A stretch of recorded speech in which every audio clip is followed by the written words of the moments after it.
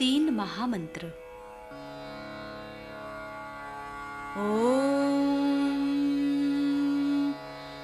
त्वमेव साक्षात् श्री महालक्ष्मी महासरस्वती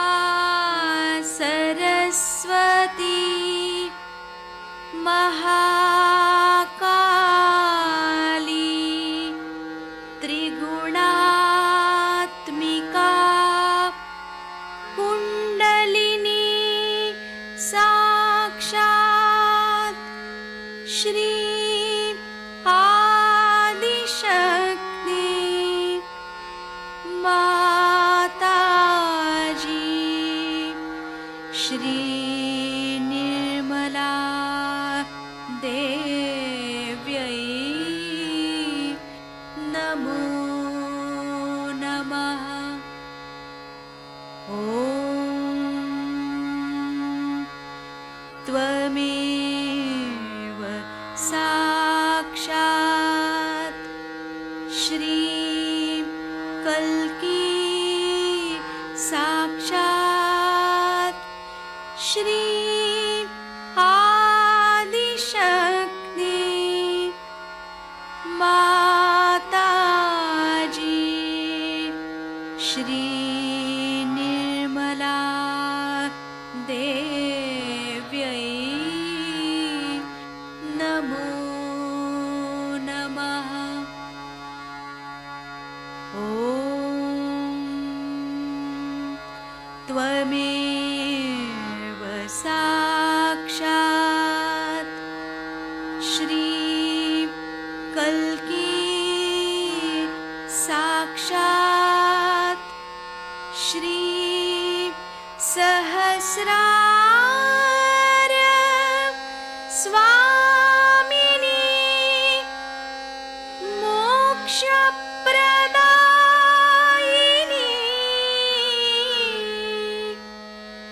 माताजी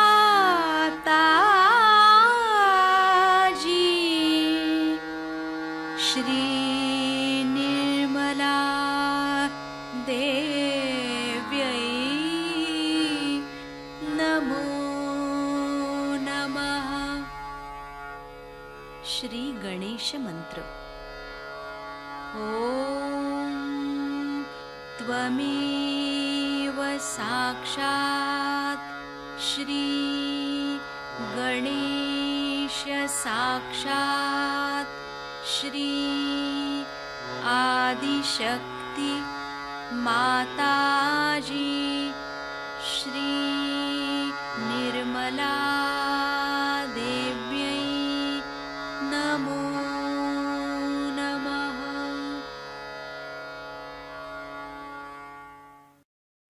जय श्री माता जी। दोनों हाथ माँ के सामने, हृदय में श्री माता जी को देखेंगे। परम पूजनीय श्री माता जी, कृपा करके हम सभी के हृदय में अपना स्थान ग्रहण कीजिए। बार बार श्री माता जी को हृदय में आवाहन करेंगे।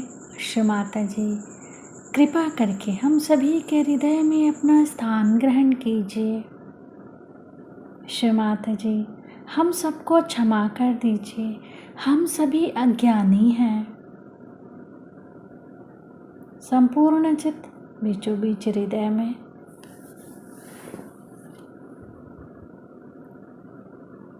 क्षमा रूपेण संस्थिता या देवी सर्वभूतेषु क्षमा रूपेण संस्थिता नमस्तस्यै नमस्तस्यै नमस्तस्यै नमो नमः।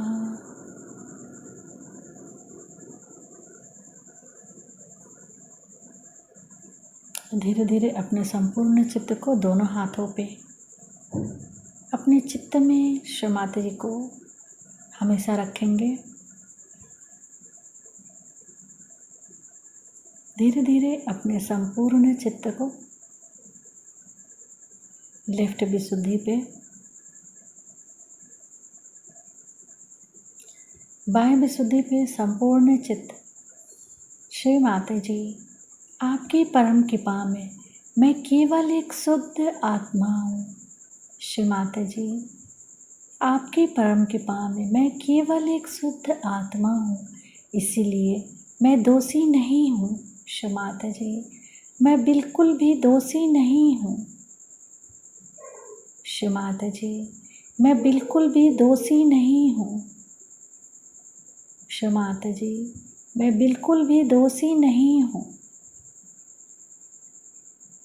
संपूर्ण चित्त बाह्य विशुद्धि पे ही श्री विष्णु माया मंत्र ओम त्वमेव साक्षात् श्री विष्णु माया साक्षात् श्री आदि शक्ति माता जी श्री निर्मला देव्यै नमो नमः।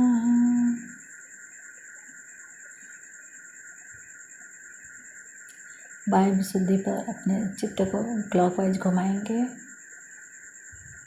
7 टाइम्स।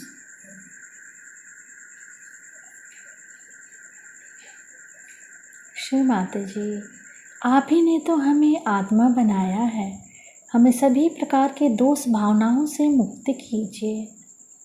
श्री माता जी, कृपा करके हमें सभी प्रकार के दोष भावनाओं से मुक्त कीजिए।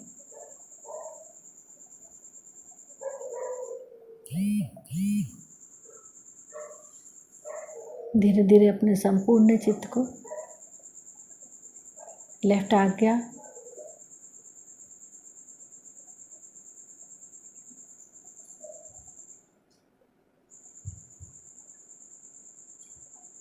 फिर सहस्त्रार। सहस्त्रार पे माँ के श्रीचरण कमलों को देखेंगे। माँ के श्रीचरण कमलों की परिक्रमा सहस्त्रार पे करेंगे 7 टाइम्स।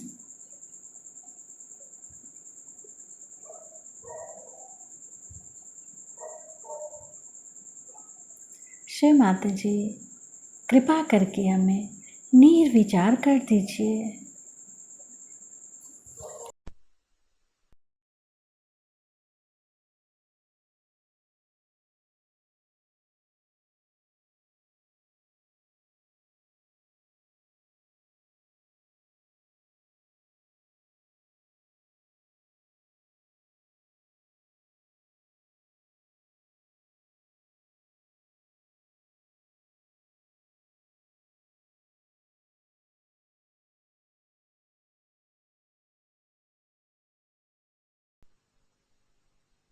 से मैं उनका आभार मानती हूँ।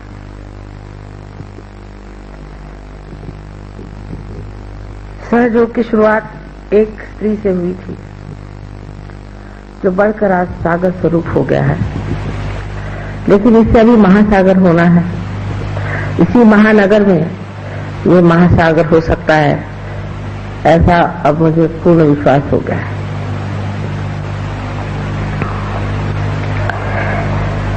आज आपको मैं सहयोग की उपादेयता तथा कुंडलिनी के जागरण से मनुष्य को क्या लाभ होता है वो बताना चाहते हैं। माँ का स्वरूप ऐसा ही होता है कि अगर आपको कोई कड़वी चीज देनी हो तो उस पर मिठाई का लेपन कर देना पड़ता है, किंतु सहयोग ऐसी चीज नहीं है। सहयोग तो लेपन भी मिठाई का है और उसका अंतर्भाग तो बहुत ही सुंदर है। सहयोग जैसे आपने जाना है, सहज, सह माने आपके साथ पैदा हुआ, ऐसा जो योग का आपका जन्मसिद्ध हक है वो आपको प्राप्त होना चाहिए। जैसे तिलक ने कहा था, बाल गंगाधर तिलक साहब ने हरी कोट में कहा था कि जन्म सिद्ध हक हमारा स्वातंत्र है, उसी तरह हमारा जन्म सिद्ध हक स्वतंत्र को जानना है। ये स्व स्वतंत्र हमारे अंदर परमात्मा ने हजारों वर्ष संजो कर प्रेम से अत्यंत सुंदर बना के रखा हुआ है, इसलिए इसमें कुछ करना नहीं पड़ता। सिर्फ कुंडलिनी का जागरण होकर आपका जब संबंध इस चराचर में फैली हुई परमात्मा की प्रेम की सृष्टि से, उनके प्रेम की शक्ति से एकाकार हो जाती है, तब योग साध्य होता है। और उसी से जो कुछ भी आज तक वर्णित किया गया है, जो संतों ने वर्णित किया हुआ है, जो मार्क्स ने कहा, जो बड़े बड़े तत्ववेत्ताओं ने कहा, उस परमात्मा के साम्राज्य की आपको प्राप्ति हो जाती है। ये सब कुछ आप ही के अंदर स्थित जो सुंदर रचना है उससे घटित होता है। आज आपसे जैसा कि मैंने बताया था, कुंडलिनी के माध्यम से हम कैसे नानाविध लाभ उठाते हैं उसके बारे में बताऊंगी। और दूसरी बात,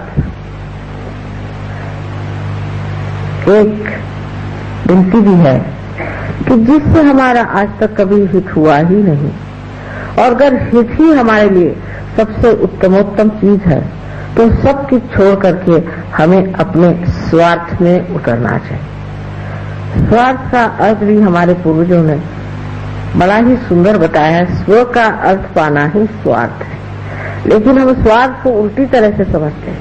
जिसने स्व का अर्थ पा लिया वो स्वार्थ हो गया, और स्वार्थ पाते ही जो कुछ स्वयं के लिए हितकारी है वो तो होता ही है, और स्वयं से निगडित जो सब कुछ है उसका भी हित हो जाता है। सर्वप्रथम कुंडलिनी का जागरण होना जब शुरू होता है तो श्री गणेश मूलाधार चक्र में इसकी व्यवस्था करते हैं। जिस मनुष्य के अंदर श्री गणेश की शक्ति बलवत्तर है, उसकी कुंडलिनी बहुत जल्दी ऊपर चढ़ती है और वहीं प्रतीक्षा में रहती है। जैसे कि छोटे बच्चे हैं जिनके दिमाग में और कोई बातें नहीं, जिनके हृदय में और कोई किलमिश नहीं है, जिनके बातचीत में कोई कठोरता नहीं है, ऐसे अबोध बच्चों को कुंडलिनी का जागरण बहुत लाभदायक होता है। और ऐसे लाभप्रद चीज को पाने के बाद ये बच्चे दुनिया के बहुत सी गंदी चीजों से अपने आप अछूते हो जाते हैं। वो गलत रास्ते पे जा ही नहीं सकते। वो अपने को दुख देने वाली या समाज को दुख देने वाली कोई सी भी क्रिया कर ही नहीं सकते। उनका उधर मन ही नहीं जाता। वो सबके प्रति अत्यंत विनम्र और आदर युक्त होते हैं। किसी का भी वो अपमान नहीं करते, किसी को वो दुख नहीं देते, किसी को वो तकलीफ नहीं देते। सारी चीजों के और उनकी दृष्टि अत्यंत शुद्ध और निर्मल होती है। किसी की चीज छीन लेना, किसी को दूषण देना, किसी पे अपने गलतियों का बोझ डाल देना, इन सब चीजों से परे होकर के वो एक बड़े समर्थ जीव तैयार होते हैं। और वो समर्थता ऐसी है कि उसमें वो अगर कोई गलत चीज देखते हैं तब भी एकदम पूरी सीना तान करके जो बात कहनी पड़ती कह देते हैं। इसका उदाहरण मैं हमारी जो नातिन है, छोटी सी थी, एक 5 वर्ष की, तब वो लोग उनके माता पिता उन्हें लद्दाख ले गए। तो वहां पर उन्होंने देखा कि एक लामा साहब बड़ा सा चोगा वोगा पहन करके बाल मुंडा उंडा के बैठे हुए थे। ये बिहार के रहने वाले हैं लोग। तो जब उन्होंने देखा कि सब लोग जा करके इन महात्मा जी के पैर छू रहे और माँ बाप भी संकोच में जाके इनके पाँव छूने लग गए, तब उनसे रहा नहीं गया। छोटी सी थी, जाकर के उन्होंने अपने हाथ ऐसे किए और वो एक टीले पे बैठे थे, उनकी और ऐसी गर्दन करके कहते हैं कि सर मुंडाकर और ये चोला पहनकर आप सबसे पैर छुआ रहे हैं, आप पार तो नहीं है। 5 साल की उम्र में उन्होंने उनको सुना। ऐसे मुझे याद है कि एक बार बड़े महान जो हमारे यहाँ महर्षि रमन हो गए हैं, उनके 100 साल की वर्षगांठ पर मुझे लोगों ने अपने यहाँ अतिथि बुलाया था। उस वक्त मैं बैठी हुई थी मंच पर और सामने की रो में मेरी दूसरी नातिन बैठी हुई थी। तो वहां से मेरे पास एक साहब बैठे थे बड़ा सा चोगा पहन करके, और वो वहां के बड़े पंडित माने जाते थे, मुंबई के बड़े भारी पंडित और बड़े आचार्य माने जाते थे। वहां से खड़े होकर कहती है, नानी ये जो मैक्सी पहन के बैठा है इसको भगाओ, इससे इतनी गर्मी आ रही, हम लोग यहाँ बैठ नहीं पाएंगे। और उस माहौल में बहुत से सहयोगी बैठे थे, वो भी उन्होंने भी हाथ हिलाया यूं करके कि हाँ भी बड़ी गर्मी आ रही है, उनको यहाँ से हटाओ। इसमें यह समझना चाहिए कि वो बच्चे जो कि अत्यंत विनम्र है, इतने सत्य प्रिय होते हैं कि जब देखते हैं कि असत्य को मंच पर बिठा दिया गया और सबके ऊपर उनका असर आ रहा है तो वो खड़े हो जाते हैं। इस प्रकार उनमें धर्म की दृष्टि आ जाती है कि जहां भी अधर्म होता है वहां वो खड़े हो जाते हैं। ये तो गणेश तत्व में जब आप भी जागते हैं तो आप भी एक बालक जैसे हो जाते हैं। ईसा मसीह ने कहा था कि परमात्मा के साम्राज्य में आने के लिए आपको बालक जैसे होना है। अबोधिकारी, सारी चालाकी, होशियारी, ये सब एक क्षण में ही विलीन हो जाती। कभी कुंडली जागृत होती जब आपके अंदर गणेश जागृत होते हैं और गणेश जागृत होकर के अपनी मां की लज्जा रक्षा करते हैं और तब कुंडलिनी उनके आदेश से ही जागृत हो जाती है। अब जब कुंडलिनी उठ करके आपके स्वादिष्ठान चक्र में आती है तो आपके अंदर एक नया संसार बसने लग जाता है। सौंदर्य दृष्टि आपकी बड़ी तीक्ष्ण हो जाती है। एक साहब मेरे पास आए, कहना मेरे पास नौकरी वोकरी नहीं, पार तो हो गया। तो मैंने कहा कि तुम इंटीरियर डेकोरेशन का काम क्यों नहीं करते? वो कहा भाई मुझे तो लकड़ी, कौन सी लकड़ी क्या ये मालूम है, मैं इंटीरियर डेकोरेशन क्या करूं? मैंने कहा तुम करो तो सही। उन्होंने इंटीरियर डेकोरेशन किया, उसमें लाखोंपति हो गए। मैंने कहा सिर्फ जिस वक्त आप कोई चीज को, किसी भी सौंदर्यवान चीज को आप बनाने जाते हैं तो सिर्फ उसकी आप चैतन्य लहरियां देखिए। अगर उसमें से चैतन्य की लहरियां आ रही हैं तो समझ लेना चीज बन गई, और अगर नहीं आ रही है तो उसको मत बनाना।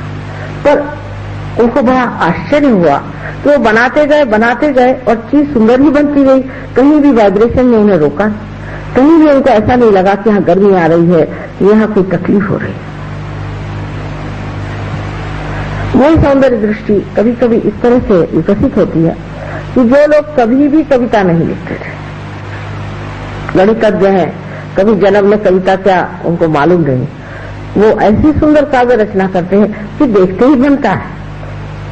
जिन्होंने कभी भी हाथ में कुंचली नहीं ली, कुछ भी उन्होंने चित्रित नहीं किया, वो ऐसी सुंदर आकृतियां और ऐसे सुंदर विषय पर इतने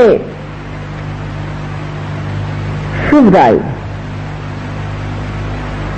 चित्र बनाते हैं कि सोचता है ये कहां से रवि वर्मा फिर से आ गई क्या इस संसार में? क्योंकि मनुष्य उसके तत्व में उतर जाता है और वो तत्व है सौंदर्य दृष्टि। सौंदर्य दृष्टि जो मनुष्य की होती है वो बाह्य होती है, लेकिन जब वो पार हो जाता है उसकी दृष्टि सूक्ष्म हो जाती है।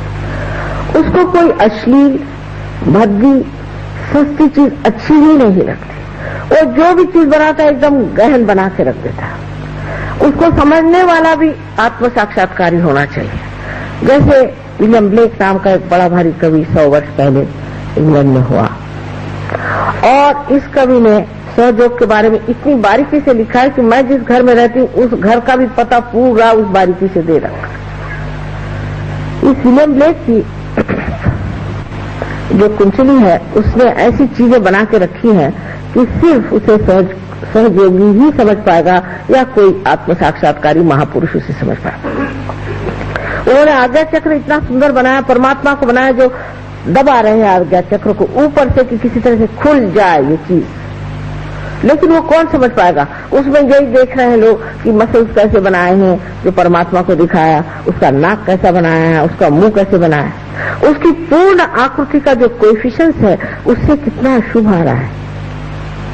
जब मैं लंदन पहुंची तो सर्वप्रथम मैंने कहा कि विलियम ब्लेक की 100 वर्षगांठ है, उसमें एग्जीबिशन से जाना है। तो सब लड़के कहने लगे कि माँ आप तो कोई एग्जीबिशन वगैरह जाती नहीं। मैंने कहा इसमें तो जाना है हमें। जब वहां पहुंचे तो सारा वातावरण इतना सुंदर लग रहा था, सब तरफ से बहुत सुंदर चैतन्य की लहरियां बह रही थी और जैसे संगीत था मुझे लग रहा था। लेकिन विभत्स लोगों की आंखें विभत्स होती, वो वहां दूरबीन लगा करके देख रहे थे कि कौन नग्न दिखाया गया है, कौन किस तरह से भद्दे ढंग से खड़ा है, क्योंकि उनकी दृष्टि में वो सौंदर्य था ही नहीं जिसको हम वहां उपभोग ले रहे थे। अब आप जानते हैं कि प्रदेश में लोगों की दृष्टि बहुत खराब हो चुकी है। वो तो किसी भी चीज में अश्लीलता के सिवा और कुछ देख ही नहीं सकती। उनकी दृष्टि इतनी अधोगति पे चली गई। लेकिन आज मैं सहयोग में देखती हूँ सहयोगियों के तरीके, उनको एक वृद्ध स्त्री है बैठी हुई, उसमें तक इतना सौंदर्य नजर आता है। हृदय का सौंदर्य देखने की जो महानता है वो उन लोगों में बड़ी ही कुशलता से पता नहीं कैसे बाहर प्रदर्शित होती है। और मुझे आश्चर्य होता कि ये लोग जो इतनी कुत्सित नजर से संसार की ओर देखते थे, आज एक गौरव से देख रहे हैं कि देखिए संसार क्या है। आपने सुना होगा कि मोनालिसा नाम का एक पेंटिंग है जो लियोनार्डो दा विंसी ने बनाया और जो कि पेरिस के बड़े वाले लूव्र के प्रदर्शनी में रखा हुआ है, जहां अनेक लोग जाते हैं उसे देखने के लिए। मैंने एक दिन कहा कि आप जाके देखना कि मोनालिसा जो है उसे वाइब्रेशंस आते हैं। इतने सालों से बनी हुई चीज उसको देखने के लिए हजारों लोग आते हैं। उसकी कोई बड़ी आजकल की मॉडर्न सिनेमा स्टार जैसी नहीं है, काफी भरभक्कम शरीर है उनका और उनके मुख पर एक हंसी है, एक सादगी है और हजारों लोग इतने दिन से उसे देखने आ रहे हैं। मैंने कहा आप भी जाके देखिए उसमें क्या चैतन्य की लहरियां आती या नहीं। जब ये लोग पेरिस गए, इनका माँ अंदर घुसते ही इतने वाइब्रेशंस हमें आ रहे थे, हम तो अभिभूत होकर देखते रहे। हमने कितने बार इसका चित्र देखा, हमें कभी ऐसे लगा नहीं। फ्रांस के लोग जो कि माहिर है कुत्सितता में, जो कि बहुत ही गंदी बातों में उलझे हुए, उनके साहित्य और उनके तौर तरीके इतने गंदे हैं कि उनसे कुछ सीखने का ही नहीं। मैं तो उनको कहती थी कि आपका तो बाथरूम कल्चर है पूरा, आप पूरे बाथरूम कल्चर के लोग हैं और आपको कोई बात नहीं आती। लेकिन आज वो स्वर्ग में बैठे हुए हैं और इतने सुंदर लोग हैं, इतने सुंदर हो गए हैं। क्या आश्चर्य लगता है कि जैसे ही उनके अंदर आत्मा का दीप जल गया तो इतने प्रेम के शुद्ध स्वरूप में शुभ अशुभ के विचार से प्लावित वो इतने कीचड़ में बैठे हुए ये कमल पता नहीं किस तरह से खिलकर सद्गुण सुरभित हो गए।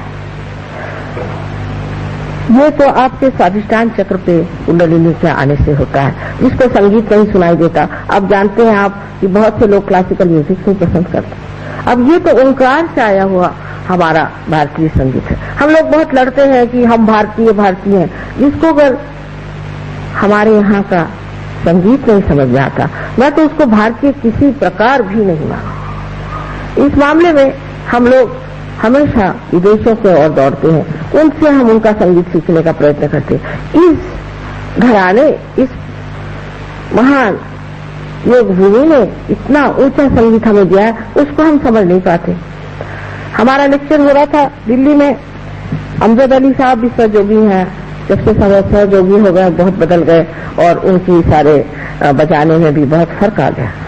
लेकिन जैसे ही उन्होंने बजाना शुरू किया, आधे लोग उठ के चले गए। हम तो माँ को सुन आए थे। मैंने कहा भाई मैं ही तो बोल रही हूँ, अमजद अली क्या बजा रहा है, मैं ही इसमें बोल रही हूँ, बैठो तो सही। जिसको संगीत का जरा भी शौक नहीं है उसको सोचना चाहिए कि एक दिन ऐसा आएगा कि ऐसा आपको शौक लगेगा कि चाहे संगीत कार उठ जाए आप नहीं उठे। ये हाल इन हमारे सहयोगियों का है। आज देश विदेशों में जहाँ जहाँ सहयोग पहुंचा है, हजारों के तादाद, जहाँ भी होंगे कोई म्यूजिशियन आए। भीमसेन जोशी आप जानते हैं, पंडित भीमसेन जोशी महाराष्ट्र के बड़े भारी गवैये हैं, जो कि श्री और मारवा जैसे राग की जो बड़े बड़े जानने वाले भी तंग आ जाते हैं, उस श्री मारवा में जम जाते हैं और उसके स्थाई पर बैठे हुए आराम से पूरा मारवा का बांधना देखते हैं, जैसे कि कोई इमारत अंदर बन रही है। ये असली भारतीय है। इनको मैं असली भारतीय समझती हूँ कि जिनका ओंकार से संबंध है, जो ओंकार से भरा हुआ संगीत जो भारतीयों से समझते हैं। अभी चिट्टी बाबू आए थे दक्षिण से, उनका संगीत सारे सुनते विभोर। महाराष्ट्र में तो कोई जानता भी नहीं कि साउथ इंडियन म्यूजिक क्या होता है। थोड़ा बहुत तो थियोरी में जानते हैं, लेकिन सारे महाराष्ट्रियन और सारे प्रदेश के लोग और सब बैठे रहे, उनके कान सुनते हो, उनका बजाना देखते हो। वो खुद हैरान कि इसमें तो मद्रास में लोग नहीं मिलते जो यहाँ बैठे माँ आपके सुन रहे हैं। उस सूक्ष्मता में मनुष्य उतर जाता है जहाँ संगीत का, कला का, किसी भी सर्जन का, क्रिएटिविटी का जो गाभा है, जो उसका अंतरंग है, उसे पकड़ लेता है, जहाँ आनंद टिका हुआ। वो कैसे होता है?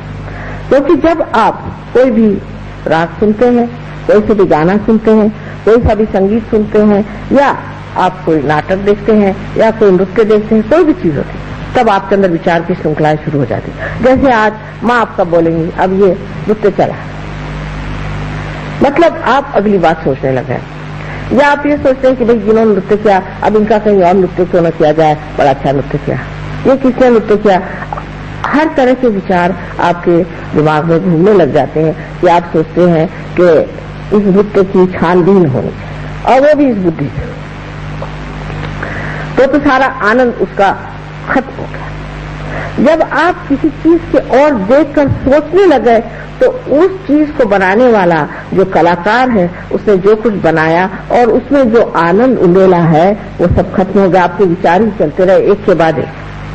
कोई सी भी सुंदर वस्तु है, जैसे कोई सुंदर सा बना हुआ कालीन है, अगर उस कालीन की ओर हम नजर करें, तो अगर हम देखते रहें, बस देखते रहें, और ये ना सोचे कि कितने का आया, कहाँ से आया, क्या हुआ, इसको कैसे ले लें, तो उसका जो आनंद है, उस कलाकार ने जिस आनंद से उसे बनाया था, वो पूरा की पूरा ऊपर से गंगा जैसे बह रहा था, गंगा ऊपर से बहता है। ये सिर्फ आत्म साक्षात्कार के बाद घटित होता है, क्योंकि आप निर्विचार में समाधिस्थ होने से आप उसको पा सकते हैं। आगे चल करके हम नाभि चक्र पे आते हैं। नाभि चक्र से ही कमल जैसे ब्रह्मा निकल करके ये सृष्टि करते हैं, जिनसे कि हम सौंदर्य दृष्टि को प्राप्त करते हैं।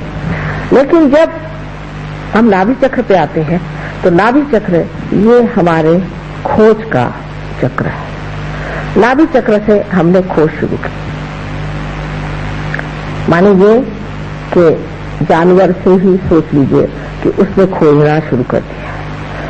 शुरू में वो खाना पीना ही खोजता रहा।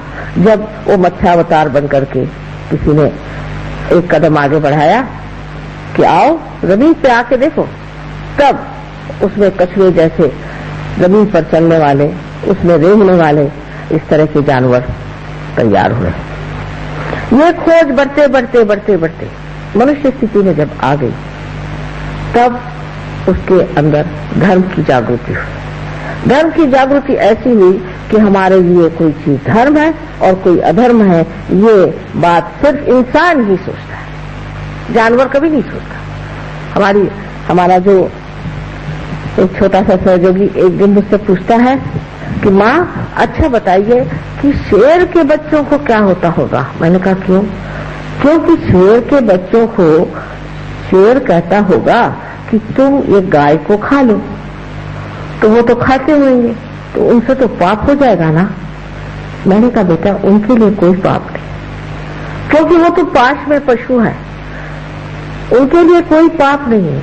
मनुष्य को ही पाप की भावना और मनुष्य को अच्छे बुरे की भावना अंदर से ही प्रकाशित हुई है। और यही धर्म जो है वो जिस वक्त हमारे अंदर जागता है, तब हम कहते हैं कि नाभि चक्र का धर्म 10 धर्म माने गए हैं। और इन 10 धर्मों पर जो बड़े बड़े 10 महान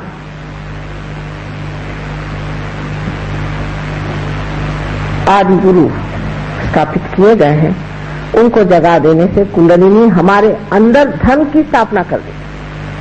माने ये कि हमें कहना नहीं पड़ता है कि आप ये काम मत करिए। यहाँ पर जो कुछ सहयोगी आए हैं, इनसे कहीं अधिक प्रदेश में भी हैं और कहीं अधिक और जगह है। हमने कभी उनसे नहीं कहा कि आप शराब मत पीजिए। अगर इंग्लैंड में आप कहिए कि आप शराब मत पीजिए, तो आधे से ज्यादा लोग तो उठ के चले जाएंगे। यहाँ भी कुछ ऐसा ही हाल होगा। लेकिन मैंने कभी नहीं कहा। मैंने ये भी नहीं कहा कि आप तंबाकू मत खाओ, मैंने ये भी नहीं कहा कि आप ड्रग मत लो। मैंने कहा इस गली में बस आ जाओ, और जैसे ही सहयोग में उन्होंने प्राप्त किया, दूसरे दिन से ड्रग छोड़ दिया। दूसरे दिन से छोड़ दिया। ये क्या, ये सांप, इसको छोड़ो, अपने आप हटा। मैंने कुछ नहीं कहा उसे। नाभि चक्र के जो कुछ भी दोष है, जैसे कि हम गलत गुरुओं के पास जाते हैं, एक गुरु के पास गए, जिसको देखो उसको हम नमस्कार करते फिरते। तो गुरु तत्व जो है वो नाभि के चारों तरफ स्वाधिष्ठान के माध्यम से फैला हुआ है। स्वाधिष्ठान उसके चारों तरफ घूमता है और उसकी जो परिधि बनती है उसमें हमारा गुरु धर्म बनता है। तो खोज में आदमी फिर गुरु के पास पहुंचा। पहले तो और जगह भी खोजता है, सत्ता में खोजता है, पैसे में खोजता है, इसमें खोजता है, उसमें खोजता है। जब वहां भी नहीं मिला तो चलो भाई किसी को गुरु बनाना चाहिए। तो वो गुरु बनाने की जगह जैसे हमारे घर में एक नौकर रख लेते हैं, उस तरह से गुरु रख लेते हैं। उनके यहाँ रसद रुपया जाते रहता है, इतना रुपया उसको दो, उसका इतना रुपया दो, उनका खान पीन देखो, उन लोग का खाना पीना देखो तो आश्चर्य होता है कि इतना कैसे खा लेते। उनकी ये व्यवस्था करो, उनकी वो व्यवस्था करो, और वो आराम से अपने बैंक में रुपया भेजते रहते। उनको भी एक इतना सा भी विचार नहीं आता कि मैं जो व्यवहार कर रहा हूँ क्या ये मेरे गुरु का व्यवहार है। और जो उनके शिष्य हैं, जो उनके आगे नतमस्तक होकर घूमते हैं, उनको भी विचार नहीं आता कि इसका चरित्र क्या है, गुरु जैसा है। इसका तो पूरे समय लक्ष्य हमारे जेब पे ही है, तो भी हम इसी की ओर क्यों दौड़ते जा रहे हैं। कहीं से कोई चमत्कार दिखा दे, कहीं कुछ ला दे, वो उसी के पीछे लोग चले जाते हैं।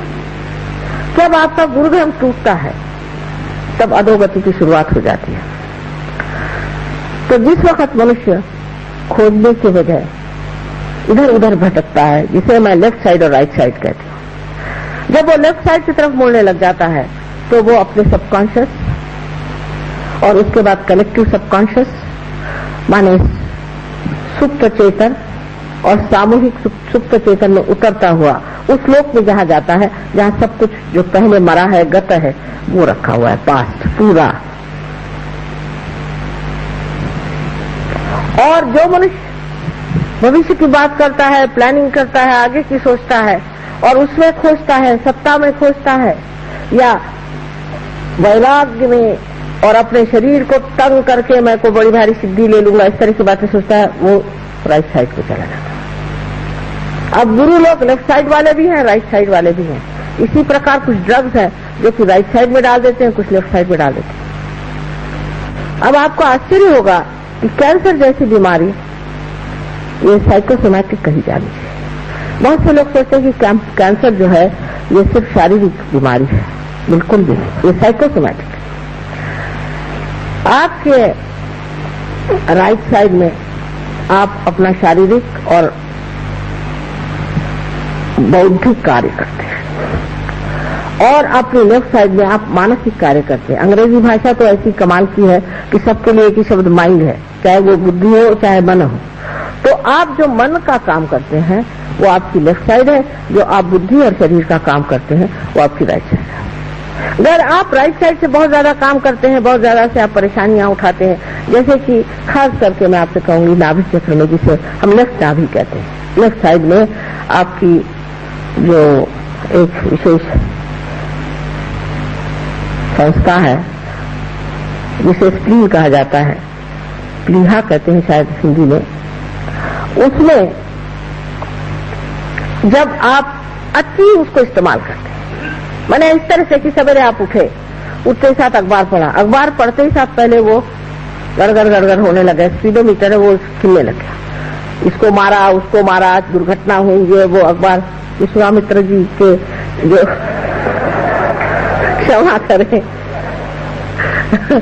किंतु सेंसेशनलाइजेशन जो शुरू हुआ है कि सनसनी खेज चीजों के, सनसनी बेचारा आपके पेट में जो बैठा हुआ ये स्पीडोमीटर है इस पे असर कर जाता। उसके बाद उठे, जल्दी जल्दी भागे, आपने सोचा कि चलो जल्दी से मोटर पकड़े और जाए, तो मोटर के सामने बहुत सारी चलाते चलाते जाम हो रहा है, कुछ हो रहा है, उसमें आप परेशान पहुंचते पहुंचते दफ्तर में पहुंचे, कब पहुंचे वहां से फिर परेशानियां, खाना ठीक से खाया ना, दीदी ने ब्रेकफास्ट दिया, मुंह में ठूसते हुए चले जा रहे हैं। ये सब चीजें आपको पता नहीं कितने नुकसान दे, इससे ब्लड कैंसर होता है। पहले जमाने में इस बांग्लादेश में भी पति खाना खाने बैठता था, आराम से नहा धो करके इत्मीनान से बैठते थे और पत्नी पंखा झलती थी, धीरे धीरे खाना परसती थी। उस पंखे के झलने में जो स्पीड थी वो स्पीड खाने की होनी चाहिए और वो धीरे धीरे चबा चबा कर खाते थे, इत्मीनान से खा करके, और फिर वहां जहां जाना है जाते थे। लेकिन अब तो वो चीज रह नहीं गई, वो तो अब चलता नहीं। अब तो इतनी, जिसको कहते हैं हेक्टिक लाइफ, कि अभी दौड़े यहाँ, वहां से दौड़े वहां, वहां से दौड़े वहां, इससे आपका स्पीडोमीटर खराब हो जाता है, जिसको कि आपके रेड ब्लड कॉर्पसेस, जो रक्त की पेशियां होती हैं, उनको बनाना पड़ता है। वो पगला जाता है उस पागलपन में, जैसे कहते हैं गोस क्रेजी, और उस पागलपन में उसको समझ नहीं आता कि इस पागल आदमी को किस तरह से मैं ब्लड सप्लाई करूं। अब ये वल्नरेबिलिटी, जिसको कहते हैं कि अब तैयारी हो गई आपकी कैंसर में, इस वक्त ब्लड से कोई सी भी काली विद्या से कहिए, भूत विद्या से कहिए, या गुरु प्रसाद से कहिए, या और किसी तरह की ऐसी चीजों से कोई सी भी चीज आपके अंदर आ जाए, आपके अंदर ब्लड कैंसर स्थापित हो जाए। अगर कोई माँ इस तरह की हो कि जो रात दिन आफत में मची हुई है, आज पापड़ बेलना है, फिर कल और कुछ बनाना है, पति को वश में रखने के लिए औरतें यहाँ बड़ी होशियारी से काम करती हैं, तरह तरह के खाद्यान्न बनाना है, इसका प्लानिंग करना है, उसका प्लानिंग करना है। उनके बच्चों को भी हो सकती है, अगर वो उस वक्त गर्भवती हो तो बच्चों को हो सकता है। अगर कोई बच्चा हो भी जाए ठीक ठाक पैदा, तो उसके पीछे लगे, उठो भाई सवेरे उठो, जल्दी जल्दी करो, चलो जाने का है, स्कूल में जाने का है, वो बड़ी मुश्किल से एडमिशन मिला, वहाँ इतना रुपया भर्ती किया। ये सारा समाज ही ऐसा बना हुआ है कि सब लोग उथल पुथल में चल रहे हैं। इस उथल पुथल से ब्लड कैंसर की होने की बड़ी संभावना है। हम तो इत्मीनान में बैठे रहते हैं, और इत्मीनान में बैठने से भी कोई चीज कम नहीं होती, सब चीज ठीक ठाक चलती। हमारे विचार से तो ऐसी कोई बात नहीं कि जिसके लिए मनुष्य इतनी जल्दी मचाए या हड़बड़ी करे। अब इसका इलाज कैसे होता है? इलाज ये होता है कि जैसे ही कुंडलिनी आपके नाभि चक्र में आ जाती है तो शांति प्रस्तावित हो जाती है, मनुष्य शांत हो जाता है, शांतिपूर्वक सब देखते रहता है, और वो शांति उसको कहती है शांत हो जाओ, शांत हो जाओ। जैसे अब हमें तो जाना है ट्रेन में और बाकी सब परेशान है कि आपको जाना है, चलिए चलिए, आखिरी मिनट ये छोड़ वो छोड़। भाई मैंने कहा जाना मुझे क्या, आपको है, मुझे जाना। आप क्या बहुत एंशियस है कि मैं जाऊं? तो छोड़िए, आप मुझे जाने दीजिए, मैं आराम से। अब कभी कभी मजाक भी हो जाता है कि बहुत जल्दी पहुंचे, वहां देखा क्या कि प्लेन अभी 8 घंटे लेट है। मैंने पहले ही कहा था कि क्यों इतने जल्दी से आ रहे हो, घर से आराम से चलो, पहले पूछ ही लिया होता। लेकिन ये जो हड़बड़ी का स्वभाव है, जो हड़बड़ हमारे अंदर है, एक उसका उदाहरण मैंने दिया कि आजकल के वातावरण में किस तरह से कैंसर के आप एक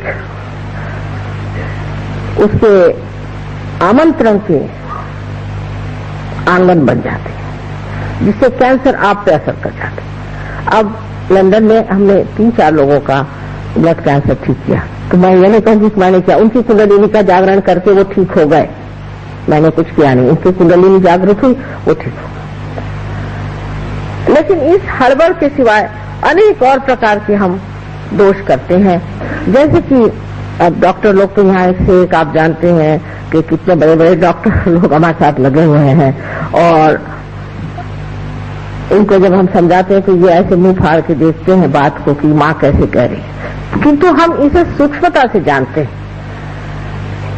आपके अंदर जो सूक्ष्म चीज है वो ये समझना चाहिए कि आपके शरीर में शांति होनी चाहिए, आपके मन में शांति होनी चाहिए, आपके सारे अंग जो है शांति से बने होने चाहिए। हड़बड़ी करने से इस तरह का रोग हो जाता है। पर इससे भी बढ़ के गहन बात एक ऐसी बताऊं, सूक्ष्मता, कि आपके यहाँ भी अभी कुछ डॉक्टर्स बैठे होंगे जो नहीं जानते हैं, न मानते भी शायद न हो, कि जिस वक्त ये स्वादिष्टान चक्र चलता है, इसको एक तो पेट के जितने भी ऑर्गन्स हैं उनको संभालना पड़ता है। मैंने लीवर हुआ, आपके पैंक्रियाज हुआ, और स्प्लीन और किडनीज आदि सबको संभालना तो पड़ता ही है। इसके अलावा ये जो सर में, इसे मेंदू कहते हैं, जो मेद से बनता है, ये जो ब्रेन हमारे सर में है, इस ब्रेन के लिए इसको ग्रे मैटर, पेट की जो फैट है उसको परिवर्तित करके, ट्रांसफॉर्म करके अपने ब्रेन में भेजना पड़ता है। ये उसका मुख्य काम नहीं है, एक और काम है। लेकिन जब आदमी बहुत सोचता है, आगे की सोचता है, प्लानिंग करता है, ये करता है, वो करता है, सबसे बड़ी उसकी खोपड़ी सोचती रहती है, तब ये कार्य एकमात्र उसे करना पड़ता है और बाकी सब काम बिल्कुल ठप हो जाते हैं। इसीलिए लोगों को लीवर का ट्रबल हो जाता है। खासकर मैं देखती हूँ कि आपके कलकत्ते में लोगों को लीवर की बीमारी बहुत ज्यादा है, क्योंकि सूर्य नाड़ी है और सूर्य नाड़ी बहुत चल जाने से मनुष्य को सूर्य की जहाँ बहुत और ताप हो और ऊपर से सूर्य नाड़ी बहुत चल जाए तो जरूरी है कि बेचारे इस स्वादिष्टान चक्र को इतनी मेहनत करनी पड़ती है कि वो जो एक लीवर है उससे वो देख नहीं पाता, इसलिए यहाँ लोगों को लीवर की बीमारी हो जाती। फिर डॉक्टरों ने उसका नाम बनाया माइग्रेन। माइग्रेन कोई चीज है नहीं, सब बेकार की बातें। इसमें सिर्फ आपका लीवर खराब होने से माइग्रेन होता है या आप किसी भूत से पीड़ित हो तो भी हो सकता है। ये तो लेफ्ट साइड बात हुई, ये तो राइट साइड की बात में कर रहे हैं। तो इस तरह से आपकी शारीरिक तकलीफें इसलिए ठीक हो जाती हैं कि आप निर्विचार हो जाते हैं। सहयोग में आप विचार बहुत कम करते हैं, विचारों से परे आप रहते हैं। तो जब प्रेरणात्मक जो विचार आता है उस विचार से ही आप बोलते हैं और उसी विचार पे आप चलते हैं। विचार एकदम जैसे कि रुक जाते हैं, एक विचार उठता है गिर जाता है, दूसरा विचार उठता है गिर जाता है, इसके बीच में जो जगह है उसे विलंब कहते हैं। ये विलंब जो है ये वर्तमान है, आज अभी इस वक्त इस क्षण ये जगह है। हम या तो आगे की सोचते हैं पीछे की सोचते हैं, तो इसी के कमान पर, इसी के कस पे हम कूदते रहते हैं। हमारे पूरे समय मस्तिष्क चलते रहता है, खोपड़ी हमेशा घूमती रहती है और उस वक्त बेचारा स्वादिष्टान मेहनत करके और इस मेद की पूर्ति करने के लिए हर समय तत्पर हो जाता है। फिर आपको डायबिटीज होता है। डायबिटीज भी इसी से होता है कि आप पूरी अपनी शक्ति जो है स्वादिष्टान की अपने सोचने में लगा देते हैं। देहात में मुझे पता नहीं यहाँ है या नहीं, पर हमारे महाराष्ट्र में तो लोग इतनी चीनी खाते हैं देहात में कि कहते हैं कि चम्मच खड़ा हो जाना चाहिए चीनी में, तब कहीं चीनी पड़ी, नहीं तो क्या ये पीने की चाय है या दूध है। इतनी चीनी खाते किसी को डायबिटीज नहीं होता। देहात में किसी को डायबिटीज होता ही नहीं, शहर वालों को ही क्यों होता है। और जो टेबल पे बैठ करके रोज प्लानिंग बनाते रहते हैं और सबका कबाड़ा करते हैं, उनको क्यों होता है? उन्हीं को ये बीमारी क्यों होती है? वजह ये कि आप जरूरत से ज्यादा सोचते, इतने सोचने की कोई जरूरत ही नहीं। पर अगर कोई कहे कि मत सोचो तो हो ही नहीं सकता। एक साहब स्विट्जरलैंड में आए हमारे पास, डॉक्टर साहब नहीं बैरिस्टर थे, अब तो वो सहयोग में आ गए। वो एक अल्जीरिया के बहुत बड़े बैरिस्टर हैं, वो स्विट्जरलैंड में आए और मुझे कहते हैं कि माँ चाहे मेरी गर्दन काट दो, चाहे मेरा सर फोड़ दो, पर ये विचार ठहराओ मैं पागल हो जाऊंगा। आज पार होकर के बहुत बड़े आदमी हो गए और अब उनका सारा कुछ डायबिटीज वगैरह सब खत्म। उसके बाद आप हाई ब्लड प्रेशर भी इसी से होता है, क्योंकि किडनीज निगलेक्ट हो गई, किडनीज को आपने देखा नहीं, इसको संजोया नहीं, तो वो भी आपको बीमारियां हो। अनेक बीमारियां इसलिए होती है और सहयोग से जबकि कुंडलिनी आपके नाभि चक्र को प्लावित करती है तो एकदम सारी ये बीमारियां भाग जाती और आपका चित्त बीच में स्थिर हो जाता है। जब आपके अंदर धर्म शक्ति जागृत हो जाती है तभी फिर हम कहते हैं कि लक्ष्मी तत्व से आप महालक्ष्मी तत्व में उतरते हैं।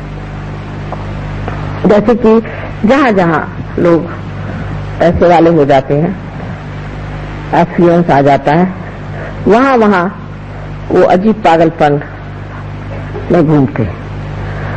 जैसे कि आप अमेरिका में जाइए तो जितने अमीर लोग हैं या तो वो बिल्कुल ही मूर्ख हो जाते हैं, इडियट्स, या वो नहीं है तो वो ऐसे ऐसे बातें करते हैं कि जैसे कि किसी ने आत्महत्या कर ली, ऊपर से नीचे कूद मरे, और किसी ने अपने 4-5 बच्चे ही मार डाले, तो समझ में नहीं आता है कि पैसा हो जाने से अगर इतनी आफतें आती तो बेहतर है कि हम गरीबी में जाए।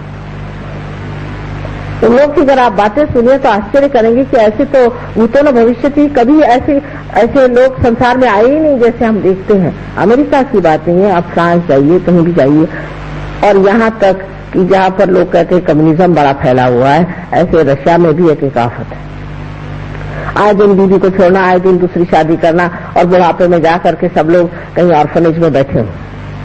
10 हस्बैंड किए, 10 बीवियां करी, सब ऑर्फनेज में जाके बैठे। ऐसा समाज तैयार हो जाता है। ऐसे धन को पाने से वो लक्ष्मी स्वरूप नहीं होता। अब लक्ष्मी की व्याख्या जितनी सुंदर बनाई हुई है हमारे पूर्वजों ने हमारे लिए, कि लक्ष्मी जो है वो एक कमल दल पे खड़ी है, मैंने किसी पे अपना असर नहीं डालती, हल्के फुल्के, कोई जाकर के बड़ी सी मोटर ले जाकर के किसी को दिखाती नहीं है, लक्ष्मी स्वयं होकर के भी। और एक हाथ उनका दान और एक हाथ उनका आश्रय में होता है, इससे वो लोगों को दान देती हैं और एक हाथ से आश्रय देती है। और 2 हाथ ऊपर में जिससे है, जिसमें कि 2 हाथ में कमल है गुलाबी रंग के। गुलाबी रंग का लक्षण होता है कि उनके हृदय में प्रेम है सबके प्रति। इस कमल का यह अर्थ होता है कि ये कमल में अगर भंवरा जिसके अंदर इतने कांटे होते हैं और काला कदम में आकर के भी उसमें बैठ जाए तो भी वो अपने अंदर उसे समा लेता है, अपनी सुंदर शैया पे सुला लेता है। वही लक्ष्मीपति हो सकता है जिसमें ये गुण है, लेकिन पैसे वाला मैं उसको लक्ष्मीपति नहीं मानती। अगर किसी गधे के ऊपर अगर आप रुपया टांग दीजिए तो क्या वो लक्ष्मीपति हो सकता है? लक्ष्मीपति होने के लिए कम से कम ये 4 गुण मनुष्य में होने चाहिए। इस तरह की लक्ष्मी जो है फिर जागते जागते महालक्ष्मी तत्व को आती है, तब मनुष्य खोजने लग जाता है। और जब वो खोजने लग जाता है तब वो ऊपर की ओर उठता है। जिस वक्त वो उठता है तब श्री जगदम्बा जो है वो हमारे हृदय चक्र में रह करके अकेली सब दुष्टों से जो जो ऐसे साधकों को सताता है उन सब का खंडन करती है, मार डालती है, उनको निपात कर दे, खत्म कर देती है, उसको किसी से डर नहीं लगता। और खड़े होकर के आपको आश्चर्य होगा कि कल परसों तो मैंने तांत्रिकों पे ही कहा था, लेकिन 1973 में हमारे यहाँ एक बड़ा कावजी जहांगीर हॉल है। मैंने खड़े होकर एक एक इन दुष्ट गुरुओं का नाम, कौन से राक्षस पड़े थे, कौन नरकासुर था, कौन रक्त बीज था, कौन दूसरे असुर था, सबके नाम लेकर के कहा। तो हमारे पति के पास खबर गई कि इनको तो कल मार देंगे लोग पकड़ के। मैंने कहा मारे तो सही, हाथ तो उठाए मेरे ऊपर में, लेकिन किसी ने भी अखबार में या किसी ने भी किसी कोर्ट में जाकर के दलील नहीं की मेरे खिलाफ, क्योंकि सत्य की बात। तो यहाँ जगदम्बा खड़ी होकर के अकेली और सारे दुष्टों का सामना करती है कि मेरे जो बच्चे परमात्मा को खोज रहे हैं वो पूर्ण आरक्षित ऊपर आ जाए, उनको कोई तकलीफ न हो, तो कोई परेशानी नहीं, उसके आंचल में छिपे हुए वो ऊपर की ओर उठते चले। ये जगदम्बा का चक्र यहाँ पर बना हुआ। इसके बारे में मेडिकली इस तरह से समझाया जा सकता है कि हमारा जो यहाँ पर स्टर्नम नाम की हड्डी है, यहाँ से स्टर्नम बोन कहते हैं। थोड़ी देर हो जाएगी, हर्ष तो नहीं। स्टर्नम नाम की एक हड्डी है और इस हड्डी में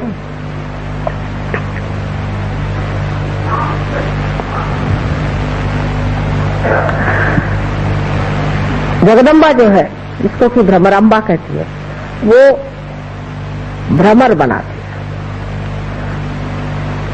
जिसको कि मेडिकल साइंस में, what do you call them, antibodies, what do you call them in the medical science, antibodies,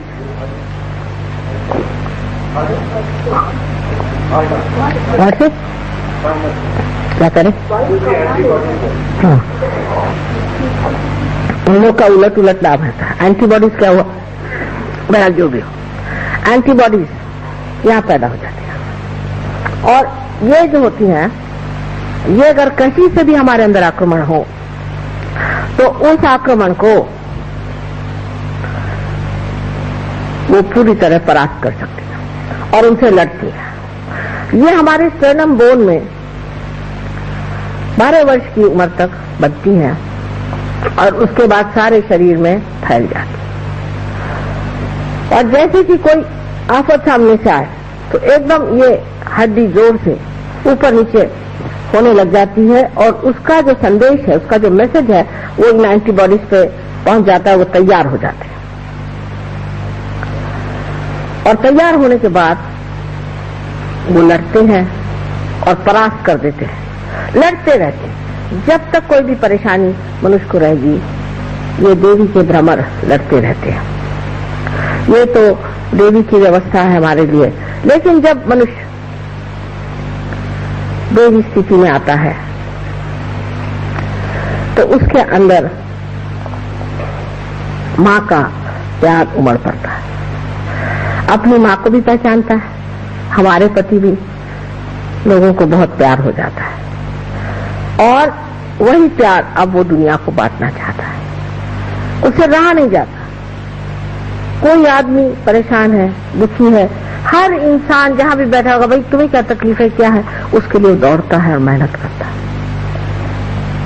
एक जिसे हम करुणा कहते हैं, कंपैशन कहते हैं, वो मिशनरियों जैसे लोगों को घर में ला करके मरते हुए लोगों को ईसाई धर्म नहीं सिखाता और फिर उसके बाद नोबेल प्राइज मिलता है ऐसे लोगों को। ऐसा नहीं करता है। वो जो उसके अंदर कंपैशन है, जो करुणा है, उस करुणा की शक्ति से लोगों को उनकी बीमारी, उनकी तकलीफें, उनसे बचाता है, उनको ठीक करता है। ये नहीं कि उनके ऊपर में लगा दिया तुम हिंदू, तुम मुसलमान, तुम क्रिश्चियन, ये कुछ नहीं। इसे क्या मतलब है? गधे के ऊपर कुछ भी लगा दीजिए तो गधा ही रह जाता है, लेकिन उसको वो महामानव बना देते हैं। बहुत से लोग हमारे पास तो बीमारी के लिए आते रहे और आज वो बड़े बड़े सहयोगी बने हुए बैठे हुए। उसकी करुणा इतनी शक्तिशाली होती है कि कहा जाता है देवी के लिए कटाक्ष कटाक्ष निरीक्षण। एक कटाक्ष भी ऐसे आदमी का किसी पर पड़ जाए तो वो एकदम स्वस्थ हो सकता है। स्व में जो स्थित है स्वस्थ है। हमारे यहाँ जितने भी शब्द हैं उनको आप देखें तो सब स्व पे ही आते हैं। स्वस्थ, जो आदमी स्व में स्थित हो जाता है और आप उसकी शक्ल से पहचान सकते हैं, अरे अभी तो आप बीमार थे और अभी आपको क्या होगा। इसमें कोई चमत्कार कुछ नहीं है। जो बात आप जानते नहीं है वो आपके लिए जरूर चमत्कार पूर्ण लगेगा, वो दूसरी बात है, लेकिन ऐसा कोई चमत्कार नहीं है। आपके अंदर ये सब चीजें हैं। जब कुंडलिनी जागृत हो जाती है तो आपके अंदर अपने आप ही स्वस्थता आ जाए। अब बहुत सी औरतों को आपने सुना है कि ब्रेस्ट कैंसर की बीमारी हो जाती है। ये क्यों होती है? वजह यह है कि पतिगर किसी तरह से स्त्री को रक्षित भावना नहीं देता, सेंस ऑफ सिक्योरिटी नहीं देता है, या उसका पिता या किसी तरह से स्त्री हर समय इनसिक्योर, अरक्षित महसूस करे तो उसको ये बीमारी हो जाती है, क्योंकि उसका जो मातृत्व है वो ही हिल जाता है। मातृत्व का के ऊपर का विश्वास चल जाता है। जैसे कवि ने कहा है, हाय अबला तेरी यही कहानी,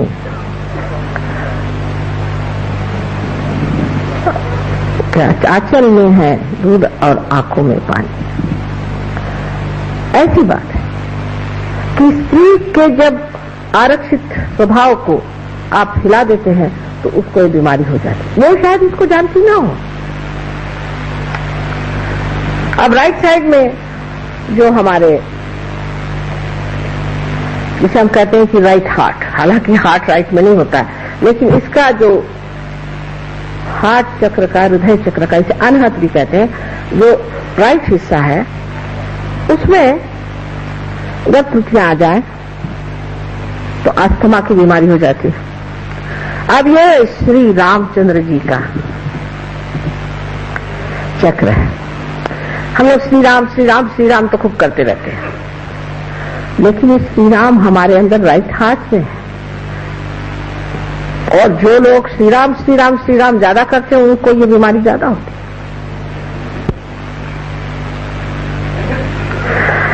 इसका और एक कारण है, श्री राम हमारे पिता है। हमारे अगर पिता का स्थान किसी तरह से खराब हो गया हो, अगर हमने अपने पिता को बचपन में खो दिया हो, या हम भी एक बुरे के पिता हो, या हम अपने बच्चों को छोड़ छाड़ के दूसरी ही चीजों में व्यस्त रहते हैं, और पति होकर के भी पत्नी की ओर हमारी दृष्टि ठीक नहीं, उसको हम तंग करते हैं। पत्नी की तरफ से अगर हम परेशान हैं तो भी, जैसे कि श्री राम वन में भटकते रहे, ऐसे अब जो मनुष्य अपने पत्नी के लिए भी वन में भटक रहा हो, या पत्नी की तरफ से तकलीफ पा रहा हो, या तकलीफ दे रहा हो, तो पति और पिता का स्थान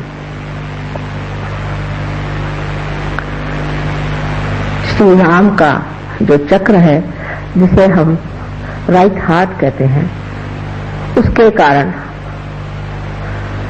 ये बीमारियां हो सकती हैं। हमारे अंदर अनेक सी बीमारियां ऐसी जो बहुत सहज में ठीक हो सकती हैं। अगर आपने श्री राम को खड़ा कर दिया तो फिर आपको अस्थमा कैसे हो सकता है? लेकिन सबसे ज्यादा ये बीमारी जो सरकारी नौकर है, ब्यूरोक्रेट्स, या जो सत्ताधीश है, या सत्ता से गिर गए पर अभी सत्ता के पीछे लगे हुए हैं, या जिसे हम लोग कहते हैं पॉलिटिशियंस, उनको ज्यादा होते हैं। श्री राम जो है वो सोक्रेटिस के वर्णित बेनोवेलेंट किंग है, बेनोवेलेंट किंग, जो बेनोवेलेंस में विश्वास करते हैं, लोगों का हित ही जिनका एक लक्ष्य है, ऐसे श्री राम सोक्रेटिस ने वर्णित कर रखे हुए हैं। लेकिन ऐसे कितने हैं इन ब्यूरोक्रेट्स में, ऐसे कितने लोग हैं कि जो ये सोचते हैं कि हम इनके बेनोवेलेंस के लिए हैं, हम इनके हित के लिए हैं। हिंदुस्तान में तो जो सुनिए तो भगवान ही बचाए रखे, मुझे तो समझ नहीं आता इन ब्यूरोक्रेट्स का क्या हाल होने वाला है और इन पॉलिटिशियंस का भी क्या हाल होने वाला है। बड़ी घबराहट होती है एक माँ की दृष्टि से, क्योंकि एक छोटी सी चीज है, एक जमीन खरीदनी है, तो उन्होंने कहा कि माँ ये तो मिल नहीं सकती जमीन। मैंने कहा क्यों भाई, पैसे दे रहे फिर जमीन क्यों नहीं मिलेगी? ना, उसमें आपको वो पैसे खाते हैं। पैसे क्या खाते हैं? उनको खाना वाना भेज दो। पैसा क्यों? वो पैसा खाते हैं, वो पैसा खाते हैं, वो सब पैसा ही खा रहे। श्री राम तो उनमें नहीं। श्री राम का भजन करने से आप हितकारी राजा नहीं हो सकते। हितकारी जो राज्य करेगा वही इंसान श्री राम का साम्राज्य में भी उनका सेवक हो सकता है। इसमें से कोई लोग हैं, उनको इस कदर भूत सवार होता है कि इस चोर को पकड़ो, उस चोर को पकड़ो, उस चोर को पकड़ो, एकदम पागल के जैसे लग जाते। इस पकड़ धक्कड़ में खुद ही उनके अंदर श्री राम लुप्त हो जाते।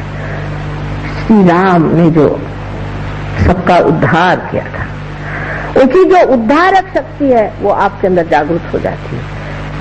जैसे कि वाल्मीकि का उद्धार हुआ, अहिल्या का उद्धार हुआ, और वो प्रेम की शक्ति जहाँ की शबरी के देह इतने प्रेम से खाए, इतने चाव से खाए, वो सादगी जहाँ पैर के चप्पल उतार करके, जूते उतार करके और जमीन पर चल करके घूमते रहे। सारे महाराष्ट्र में हमारे उन्होंने अपने चरण के जो सुंदर चैतन्य थे वो छोड़े। वो श्री राम अगर हमारे अंदर जागृत हो जाए तो ये बीमारियां हमारे अंदर आ नहीं सकती। अब लेफ्ट हाथ माँ का स्थान है। अगर आपकी माँ बचपन में ही मर गई हो, आपने अपनी माँ को देखा ही नहीं, जिसमें माँ का प्यार जाना ही नहीं, वो अच्छा पति नहीं हो सकता। अगर किसी की माँ दुष्ट होगी तो उसका पति पना भी दुष्टता का ही होगा। जिसकी माँ ने उसे प्यार दिया, दुलार दिया, प्रेम से रखा, वही पति अपने पत्नी को भी प्यार कर सकता है। पर लेफ्ट हार्ट जो है ये बहुत ही नितांत गहन चीज है, क्योंकि इसका संबंध माँ से है। जैसे आप जानते हैं कि भारतीय संस्कृति माँ पर आधारित है, मातृत्व भाव से भरी हुई ये संस्कृति है। गणेश जी भी सिवाय अपने माँ के किसी को भी नहीं मानते थे, क्योंकि माँ से ही बाप को जाना जा सकता है। इसलिए माँ की धारणा अपने देश में विशेष मानी जाती है। लेकिन जब आपका हाथ पकड़ जाता है, लेफ्ट हाथ, तो सबसे पहले आप पर जो आघात आता है वो ये कि आप शुष्क स्वभाव के हो जाते हैं, आप में शुष्कता आ जाती है। वो आर्द्रता नहीं जो देवी का वर्णन, सांद्र करुणा, जिसकी करुणा में आर्द्रता है, वो आर्द्रता आप पे नहीं रह जाती, आप शुष्क इंसान हो जाते हैं। ऐसे कि अगर आपको जगाना भी हो तो एक लकड़ी से जगाए तो अच्छा, नहीं तो उठ के मारने को दौड़ेंगे, बात करने को जाए तो खाने को दौड़ेंगे। एक शुष्क व्यक्ति आप हो जाते हैं। और इस शुष्कता को भरने के लिए आपको अपना माँ का स्मरण करना चाहिए कि जिसने आपको कितना प्यार दिया और कितने दुलार से आपको बड़ा किया। एक साहब थे, इनका था धर्मदास, और वो बहुत गलत काम करते थे। शास्त्री जी की मुझे बात याद है, वो जब आए तो उनसे कहने लगे कि धर्मदास जी, आपके माँ ने क्या सोच के आपका नाम धर्मदास रखा होगा? हम लोगों के नाम ऐसे हैं, करुणा सागर, और हाथ में लठ लिए करुणा सागर जी खड़े हुए जो है उसको तड़ापता मार रहे हैं। तो इस तरह के विपर्यास जो जीवन में हम देखते हैं, इसका कारण ये है कि मातृत्व के प्रति आदर नहीं। खास करके मुसलमानों ने जो हमारे ऊपर अपकार किया है वो ये है। मैं तो मानती हूँ कि उनकी भी बहुत बड़ी तपस्या थी जिन्होंने इस धर्म को बनाया और पनपाया, लेकिन उनके जो अनुचर थे उन्होंने, जैसे हम लोगों ने भी बहुत गलतियां की, उन्होंने एक बड़ी भारी गलती की कि स्त्री का मान नहीं, स्त्री का मान नहीं है, माँ का मान नहीं है। माँ कोई चीज ही नहीं होती। हाँ, अगर माँ दुष्ट हो, खराब हो, उसके अंदर गंदगी हो, वो बुरी चीजें करती तो ठीक है, उस माँ को भी, जैसे भरत ने अपनी माँ को सुनाया था और उसको दूर रखा था, उसको छोड़ करके और राम की पादुकाएं लेकर के जिन राम राज्य किया था, वो बात दूसरी। पर इस देश की माँ ऐसी नहीं है, और इस देश में कुछ एकाध ऐसी हो भी जाए तो भी बाकी सब लोगों को देखते हुए समझ लेना चाहिए कि जिसने माँ के चक्र को दुखाया हो, या जिसने माँ से वंचित रहा हो, जिसे प्यार नहीं मिला हो, और इससे बहुत ही नजदीक हृदय का ही ऑर्गन है, हृदय ही है। अब हृदय की पकड़ जब आदमी मनुष्य को क्यों होती है? क्योंकि जब वो अतिकर्मी हो जाता है, अतिकर्म में जब बाह्य की तरफ जाते जाता अपनी आत्मा को भूल जाता है, या किसी गलत इंसान के सामने इस सर को झुकाता है। इसीलिए आप देखिए कि कहा गया है कि किसी के सामने इस सर को झुकाना नहीं चाहिए। मैं आपसे भी यही कहती हूँ कि मेरे सामने आप सर मत झुकाइए, मेरे पैरों को आप मत छुइए, अभी कोई छूने की जरूरत नहीं। क्योंकि ये जो मस्तिष्क है, ये जिसके सामने झुक गया गलत लोगों के सामने, तो हाथ में पकड़ आ जाएगी लेफ्ट साइड से, और राइट साइड की पकड़ उसमें आती है जो अतिकर्मी होता है, जिसका चित्त बाहर की ओर होता है और आत्मा की ओर चित्त नहीं होता। आत्मा की ओर चित्त करने के लिए आपको कुंडलिनी का ही जागरण करना पड़ेगा। जब तक कुंडलिनी का जागरण नहीं होगा, आत्मा एक हवाई चीज हो जाती है। लोग समझ नहीं पाते ये आत्मा, आत्मा क्या चीज है।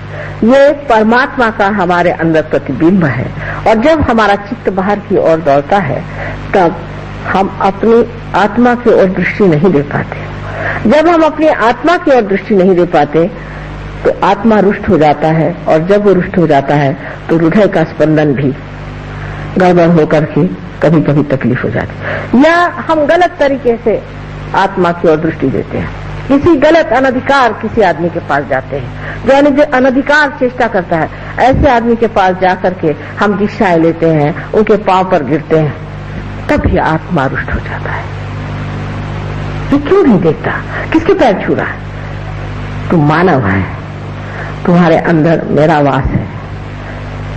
जब तक तू ऐसे लोगों के पैर छूता रहेगा मैं तुझसे रुष्ट रहूंगा।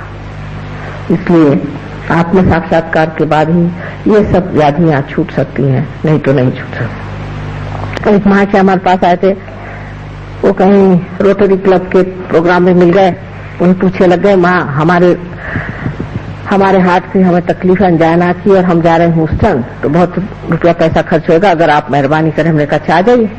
पूना में हमारे पास आए, पूना में आ करके और उन्होंने हमसे कहा कि आप हमारा कुछ इलाज करिए। हमने कहा अच्छा। उनकी जो हमने कुंडलिनी जागृत कर दी तो एकदम से उनको थोड़ा सा दर्द हुआ, तो उनकी तब फिर से हार्ट अटैक आ गया और मैं उठ के चल दी, मुझे दूसरी जगह जाना, जैसे कहते ना रमते राम वैसी।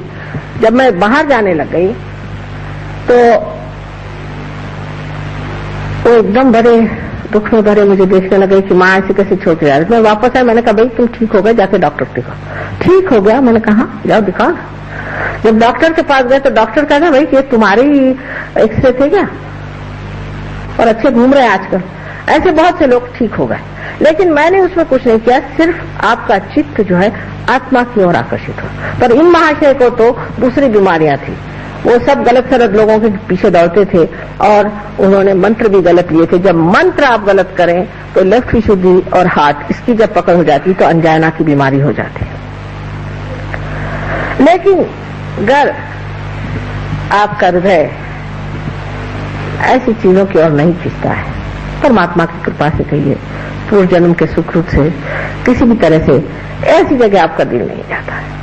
ये तो पाखंडी है, ये तो झूठा है, ये तो ढोंगी है, इसके पास नहीं जाने का मुझे। तब हृदय सच्चे रहता है। दास कबीर जतन से ओढ़ी, जैसी की तैसी रख दीनी चदरिया।